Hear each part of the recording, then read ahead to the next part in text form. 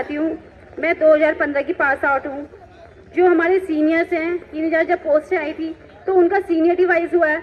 मैं सरकार से यही चाहती हूँ कि हम लोगों का भी, हमारे सीनियर हो चाहे जूनियर हो, सबका सीनियरिटी वाइज हो। हमारे साथ मतलब ऐसा अन्याय ना करें, क्योंकि और जब 2020 में हम लोगों ने कोविड काल आया था उस टाइम पे, तो हम लोगों ने प्राइवेट हो गए चाहे सरकारी संस्थानों में हमने अपनी ड्यूटियां की। उस टाइम हमें ये बोला गया कि तुम सबसे पहले आप लोगों को प्राथमिकता दी जाएगी, पर ऐसा बिल्कुल नहीं हुआ। और हम लोगों ने टाइम पे हम लोग अपने घरों से दूर रह के होटल में रहे, और उस टाइम पे अपने फैमिली बच्चे छोटे थे। उस टाइम पे सरकार ने ये नहीं सोचा कि सबसे पहले हम लोगों को प्राथमिकता दी जाए। उस टाइम पे लोग हमसे छूने को कि दूर इन लोगों से दूर हटो, पड़ोस के लोग भी हमसे दूर से कतराते थे कि नहीं नहीं छूत की बीमारी है। आज ये सरकार कहाँ गई? दूर दराज इलाकों से आया है, कृपया करके जरूर आज एक आपको अवसर मिला है अपनी बात को रखने का। आप ग्रुपों में लगातार बातें बोलते रहते हो, मैं चाहता हूँ आज मंच पे आइए, अपनी बात रखिए। आप ग्रुपों में लगातार रहते हो कि भैया यहाँ तक आएगा, कैसे आएगा, क्या आएगा, ये सुझाव। उस रात को सब वकील बन जाते हैं, सब जज बन जाते हैं, लेकिन मैं चाहूंगा कि आज वो वकील और जज निकल के यहाँ मंच पे आए और यहाँ से लोगों का मार्गदर्शन करिए। तो आप लोगों का स्वागत करते हैं मंच पे। मैम, मेरा नाम मधुनिया है। मैम, हम लोगों का उतरने का मुख्य उद्देश्य ये है कि हमारी भी भर्ती वर्षवार की जाए। बहुत साल हो गए मैम कोर्स करे हुए, इतना टाइम हो गया, प्राइवेट में घिसते घिसते इतना टाइम हो गया, लेकिन हमारी कहीं पे कोई रिस्पेक्ट ही नहीं करता है। एक बात अगर बोली जाए तो भर्ती निकली है मैम, भर्ती निकली, हम नहीं मना नहीं करेंगे कि भर्ती नहीं निकली है, लेकिन जब हमारा टाइम था, हम लोगों का टाइम था कि एग्जाम वाइज होना है, तब भर्तियों को वर्षवार किया गया। और अब जब हमारी बारी आ गई मैम, तो एग्जाम करवाया जा रहा है, क्योंकि हम लोग 12-13 सालों से एग्जाम की तैयारियां तो नहीं करेंगे। घर है, परिवार है, सब कुछ देखना पड़ता है, अपना जॉब भी देखना पड़ता है, नौकरी पे भी जाना पड़ता है, घर भी देखना पड़ता है, तो मैम तैयारी कहाँ करेंगे? और अगर हम तैयारी कर भी लें तो वही मैम रातों रात पेपर लीक हो जाते हैं। इतने सारे हुए हैं तो है, लगता तो है कि आगे भी होगा। तो हम यही चाह रहे हैं कि हमारी भर्ती को भी निष्पक्ष तरीके से वर्षवार की जाए। मतलब जैसा एक्सपीरियंस है अनुभव के आधार पर चाह रहे हैं? अनुभव के आधार पर भी मैम, हम अनुभव के आधार पर भी, और मैम अगर समझने की कोशिश करें तो क्या है वर्षवार? वर्षवार में ईयर वाइज सिलेक्शन होना। जैसे अगर जिसका कोर्स 2025 या 2019 या 18 के पास आउट है, रजिस्ट्रेशन उसका उसी साल हो जाता है, तो वही आधार होता है, मतलब वर्षवार की। अगर 19 वाला पहले है, 20 वाला इस वजह से ये है। सभी लोग कार्यरत हैं, कोई हल्द्वानी से आया है, कोई अल्मोड़ा से आया है, कोई रुद्रप्रयाग से आए हैं, कोई श्रीनगर से आए हैं, सब जगह से आए हुए हैं। सरकारी में कोई सेवा नहीं है, प्राइवेट ही। अगर सरकारी होते तो आज यहाँ पे इसमें ये पूछ करने का मैम सवाल ही पैदा नहीं होता। कितने साल से कर रहे हैं? अगर आपकी बात करें तो कौन से ईयर में पास? मैं 2019 के पास आउट हूँ। मैं तब से लेके फिर फैमिली, बच्चे, उसके बाद मैंने जॉब ज्वाइन करी है। मैं तो आज से हूँ, लेकिन कई लोग ओवर एज के कगार पर हैं। कई लोगों के बस अब कह रहे हैं कि अब भर्ती निकले, अगले महीने हमारी एज चली जाएगी। तो मैम, उन लोगों ने इतना टाइम संघर्ष करा है प्राइवेट में, उनके लिए तो कुछ होना चाहिए ना। फिलहाल में कोई भर्ती आई है? अभी मैम आई है, लेकिन एग्जाम के माध्यम से आई, परीक्षा के माध्यम से आई। पराना कुमाऊं मंडल हल्द्वानी। मैम, हमने मेरे हस्बैंड ने खुद मेरे पीछे पैसा लगाया है। मैं चाहती हूँ उनकी मेहनत सफल हो। ऐसी मेरी बहुत बहनें जिनके पीछे उनके मम्मी पापा ने या उनके पेरेंट्स ने या उसके हस्बैंड ने कोई मजदूरी करा। मेरे हस्बैंड शॉपकीपर है और किसी को मतलब दुकान में काम करते हैं, और मैं इस लायक मैं चाहती हूँ कि मैं उनका सपना पूरा कर चुकी हूँ, और हर कोई चाहता है कि उसका सपना पूरा हो। लेकिन मैम, हम 2016 पास आउट है, हम ओवर एज हो चुके हैं, हम 2020 से फॉर्म भरते आ रहे हैं। हर कोई यहाँ ऐसा नहीं है जिसने 2020 से फॉर्म भरा हुआ है। लेकिन मैम, अब हमें मौका मिलना चाहिए ना वर्षवार भी, क्योंकि जनरल सीट इन्होंने 2013 पे आधी पे खत्म कर दी, और जो अदर कैटेगरी मैं कहना नहीं चाहती हूँ, लेकिन अदर कैटेगरी वो 19-22 तक पहुंच गई है। तो मैम, हमें भी वर्षवार नियुक्ति का हमें भी अधिकार है कि वर्षवार चयन हो, हमारा वर्षवार चयन हो, और हम ओवर एज वालों को मौका मिले। और अगर कोई वीआईपी अगर हॉस्पिटल में आता है तो मैम, वीआईपी हमेशा प्रैक्टिस इंसान को ज्यादा, हर कोई बंदा यहाँ प्रैक्टिस वाला है। कोई ये नहीं कि घर पे बैठा, सब प्रैक्टिस कर रहे हैं। कोई उपनल से कर रहे हैं, कोई आउटसोर्स से कर रहे हैं, कोई प्राइवेट में कर रहे हैं। मैम, 6-6, 7-7, 10-10 हजार की नौकरी में कर रहे हैं, अपने बच्चे भी पाल रहे हैं, परिवार भी पाल रहे हैं। लेकिन मैम, हमें हमारा हक मिलना चाहिए ना।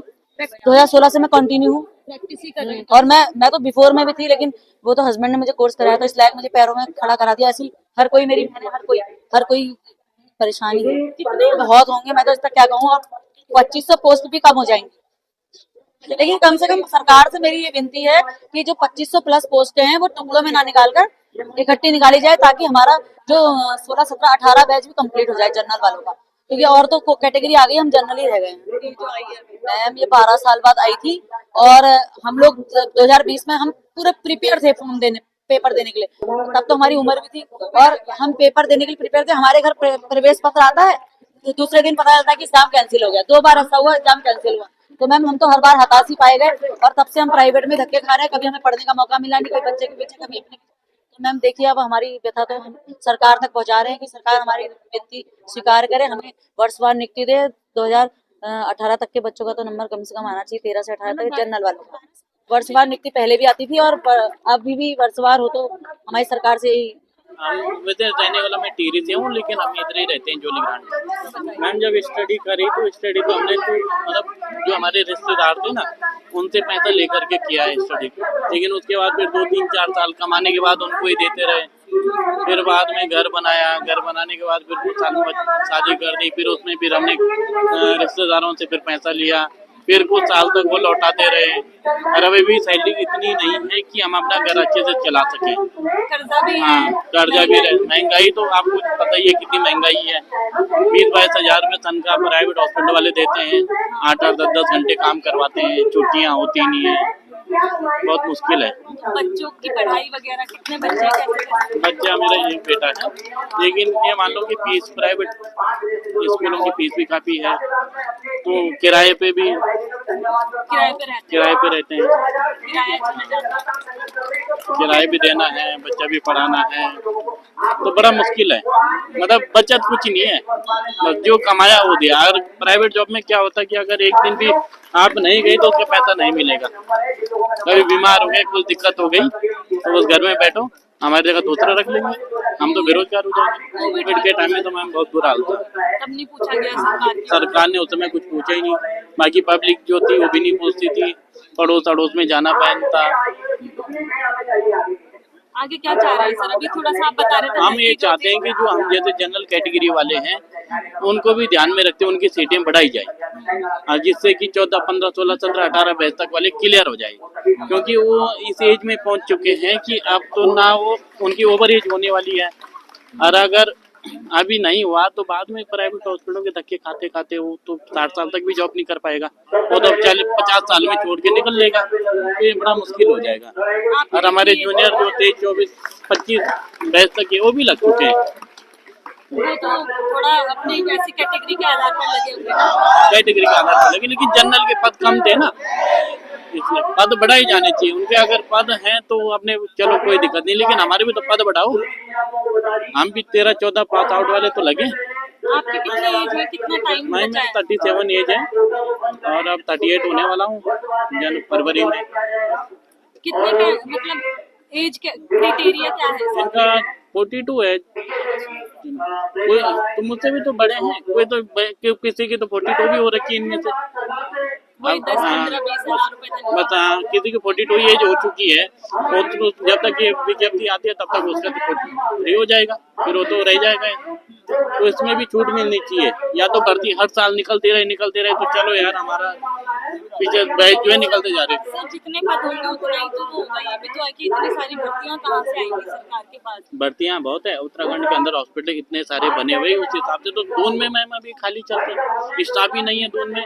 आप जहाँ भी जाओ पहाड़ों में कहीं भी देखो तो वहाँ स्टाफ ही नहीं है, ग्रामीण इलाकों में ग्रामीण स्टाफ ही नहीं है। तो स्टाफ रखो ना, तभी तो मेडिकल की सुविधाएं बढ़ेगी, तभी तो मरीजों के इलाज मिल पाएगा।